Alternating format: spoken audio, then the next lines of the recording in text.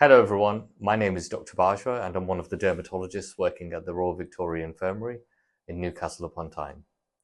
I'm delighted to have the opportunity to discuss a medication which has been offered to you called Dupilumab.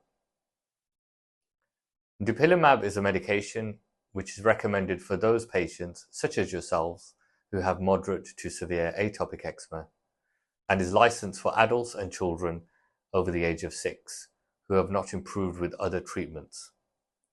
These treatments may have included cyclosporin or methotrexate. It is also offered for those who are unable to take other treatments.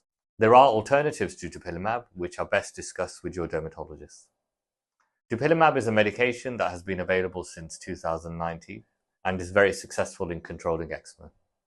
It's a drug known as a biologic medication, which is specifically made to treat atopic eczema. It works by blocking specific chemical messengers known as cytokines, and by blocking these, it controls the inflammation in the body and helps ease the symptoms of atopic eczema. What we do know about Dupilumab is that it does not suppress your immune system, and therefore it is safe to take with other illnesses such as cancer and is generally well tolerated. From the data that we do have, we also know that it is safe to take if you were to get an infection. Dupilumab is known to cause some side effects, and around 1 in 3 people will develop dry and itchy eyes, as well as the possibility of conjunctivitis, which may present as red, sticky eyes. Your dermatologist may provide treatment to prevent this, known as prophylactic eye care. This may include a lubricating eye drop, an antihistamine, and a mild steroid ointment for your eyelids. Other measures you may be able to undertake include keeping good eye hygiene, as well as keeping your eczema well controlled, especially on your face. Less than 1 in 20 people stop this medication due to these eye side effects. Other less common side effects which you need to be aware of include joint pains, and some people may develop a mild reaction at the injection site which may present as redness or swelling. Severe allergic reactions are very rare with Dupilumab. Prior to starting Dupilumab, you will need to have some blood tests. These will check for previous infections, including chickenpox.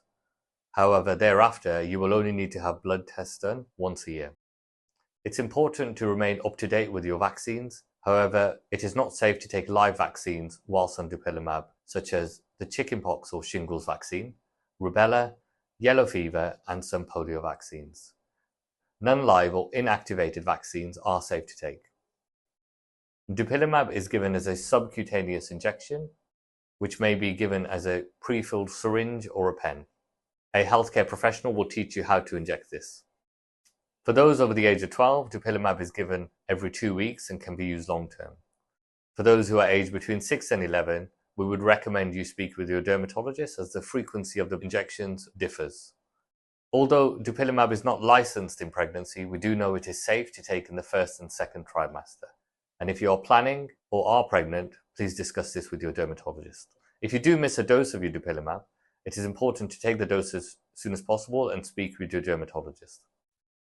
Dupilumab needs to be stored away from light and in a refrigerator between 2 and 8 degrees, and once removed from the refrigerator, should not be put back in and used within 14 days. If you are considering traveling abroad, please discuss this with your dermatologist, as further precautions may need to be taken from infections such as parasitic worms. Topical treatments and steroids are safe to use. I hope this video answers some of your questions, but if you have any additional queries, please do not hesitate to get in touch with your dermatologist.